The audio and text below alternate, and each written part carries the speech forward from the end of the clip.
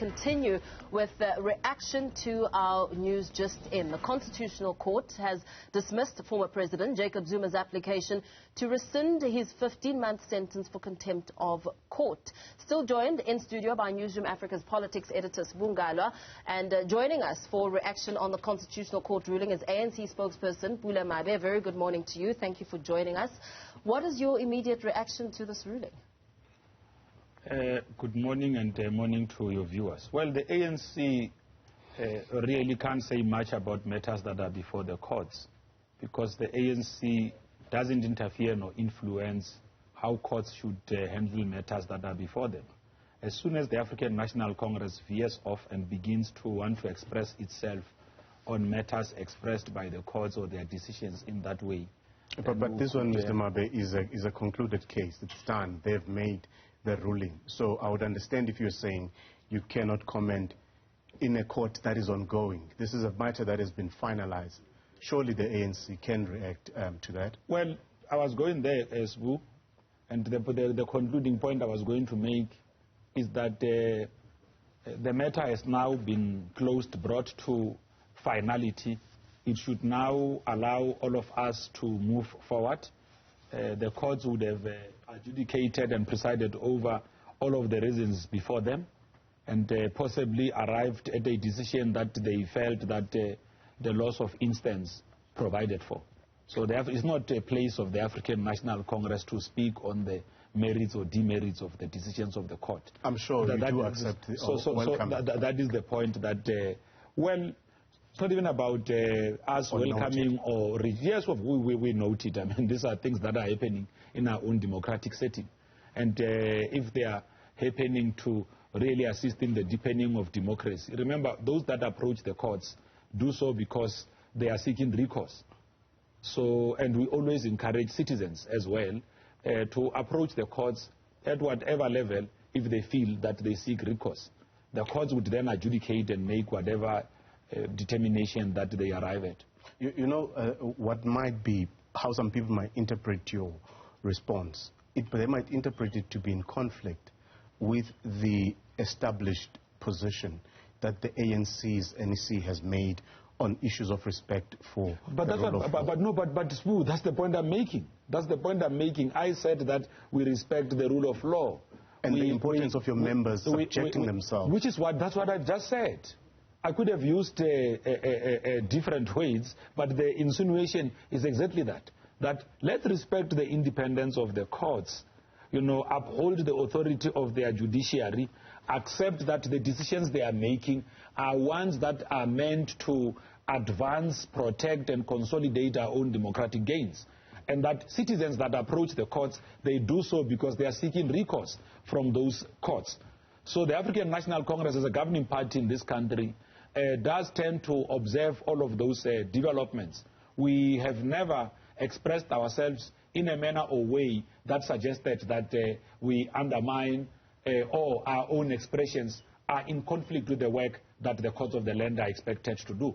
Now, I think one of the issues here is that the ANC has consistently, as I've said, taken that position to say that we respect the judiciary, and we urge our members to subject themselves when they are so invited, or if they want recourse on a matter. Sure. If it's a civil case, they can also approach the courts to deal with their own matters. And in this instance, I don't know if you were listening to the judgment. I think there's the central point that Justice Khampembe makes there about making sure that, or setting the example so that the courts are respected, and also making a point about the stature or the standing of the former president, the fact that he is a former president of the country, and if there is contempt at that level, the implications thereof.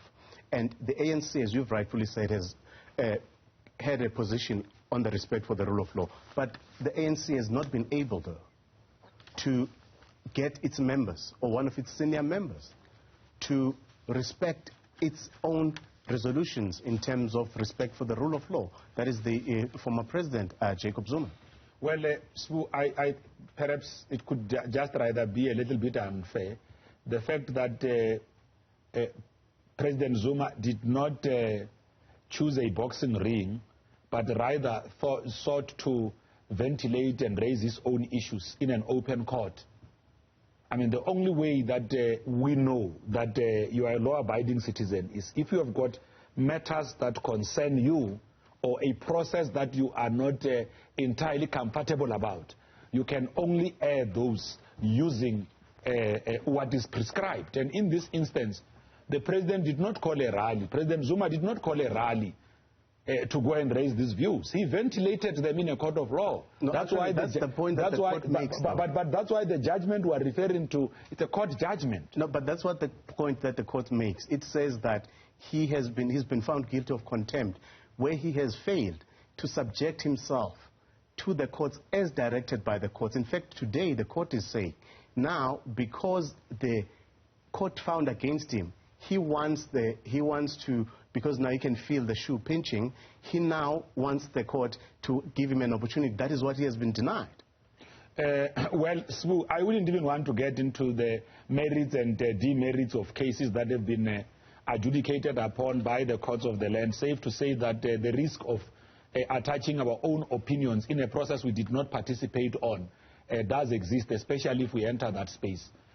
We should respect the courts of the land, and again, make an appeal to members of the African National Congress who occupy positions of leadership, those that are just ordinary members and supporters, that they subject themselves to the authority of the courts, allow the courts of our land to be able to do their work without fear or favor, and that we ourselves in the leadership remove the courts of the land from any form of interference and or suspicion of such being undertaken.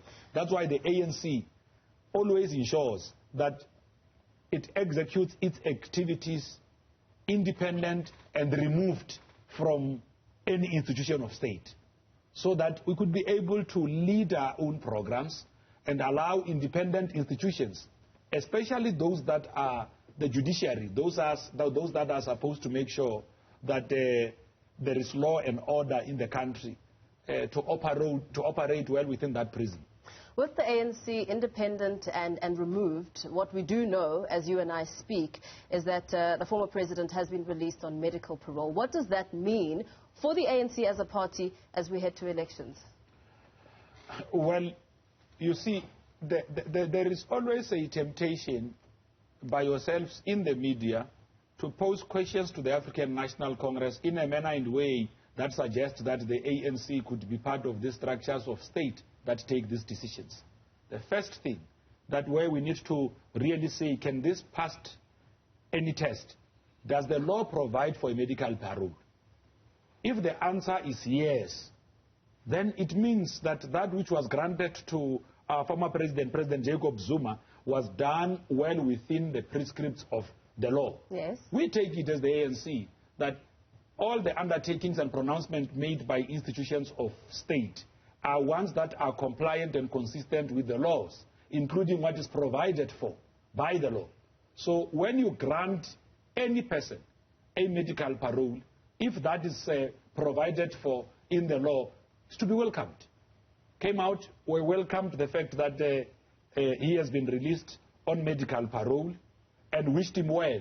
Because remember, as an elderly statesman who had led the oldest liberation movement in Africa, we also wish him well, that he could be reunited with his family, who will be able to give him the kind of care he needs, so that he can heal and go on with his life. I used your words, independent and removed, because I really want to gauge what this means come ballot box time for the provinces and oh, you are talking local government elections? No. Remember, voters are not really concerned about paroles, correctional service and all of that. Voters are concerned about service delivery.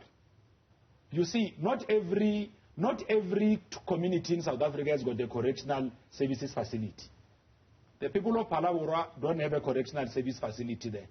In Amtata, I'm sure in Mtandule, Comrade Sbu, I was told that I mustn't call journalists comrades. I thought it's a very kind way of saying, friend, in the manner that we really talk to each other.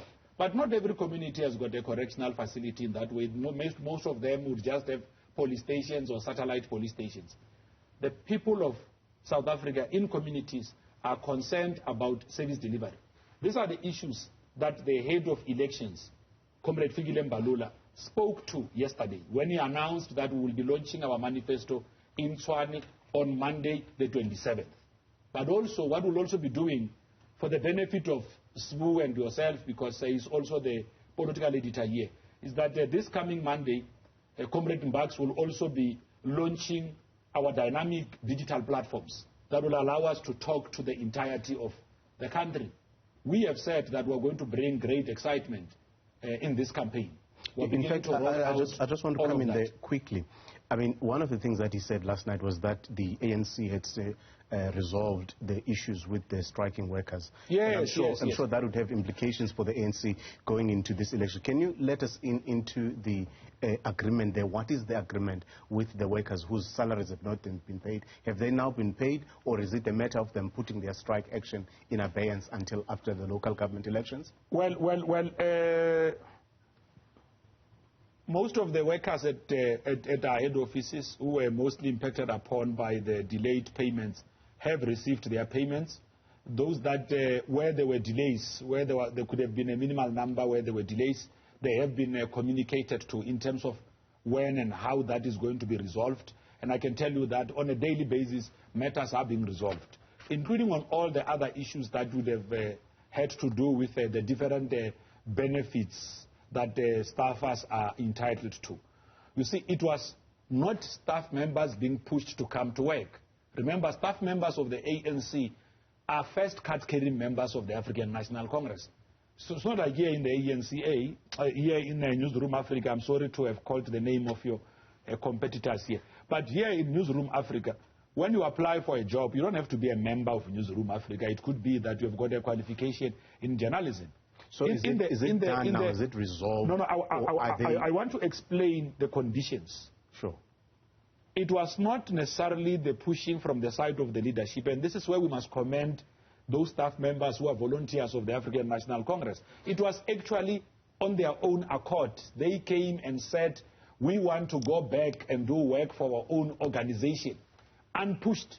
Because these people, first, you see, their association with the ANC is not necessarily one that is only built through a contract of employment.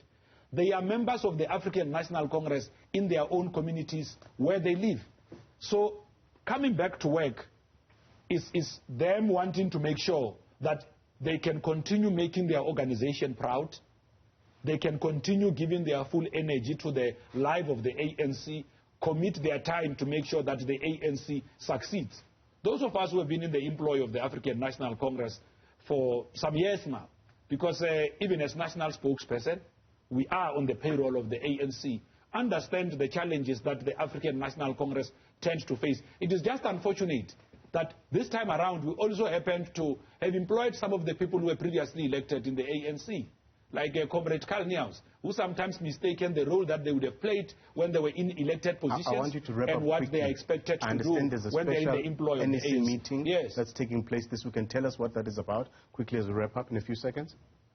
Well, we will have had our own session, our own lekgotla with provinces, regions and our alliance partners over the past weekend to effectively deal with our overall electioneering program. So the National Executive Committee is expected to process all of that, but also deal with the state of readiness, approve a number of things, including our theme for the manifesto that will be launched on the 27th. So Comrade Jeff, who heads that kind of a subcommittee, will be giving that report. Comrade Mbags, who head elections, will also be giving that feedback. Comrades of organizing, Comrade Nomvola, Comrade Senzo, will also be detailing the kind of a program that deals with how our NEC members are going to be participating in the electioneering work. You know, Parliament has also risen. Members of Parliament have also now gone back to the 195 odd constituency offices where the African National Congress has got presence to do this work of campaigning for the ANC. So this National Executive Committee, it's actually important to be able to energize that work with the SGO, Deputy Secretary General, Comrade Jesse Duarte, now giving a feedback on the things that would have to be processed. Because we are going to meet the deadline as set out by the IEC in terms of our candidate registration. Tomorrow, for instance, the President will be out in Mpumalanga as part of the voter registration weekend to go and mobilize with our comrades in Mpumalanga over this weekend to encourage everyone, including those that would have changed their addresses, to make sure that they are registered where they live so that they could be able to exercise that right in their own locality. So like I said, Sbu, many of the things will also be able to outline them when we also launch our digital platforms with the head of elections this coming Monday, to now create the excitement that our people are looking forward to as part of this campaign. But almost every single day, the ANC is doing work to be able to reinforce its campaign work on the ground. And we must appreciate the role that our volunteers and leaders of province and regions are also playing to help give impetus to this program. We're going to have to leave it there. Thank you so much for coming in studio, ANC spokesperson Pule Mabe, as well as Sbu Ngalwa, politics editor here at Newzroom Afrika.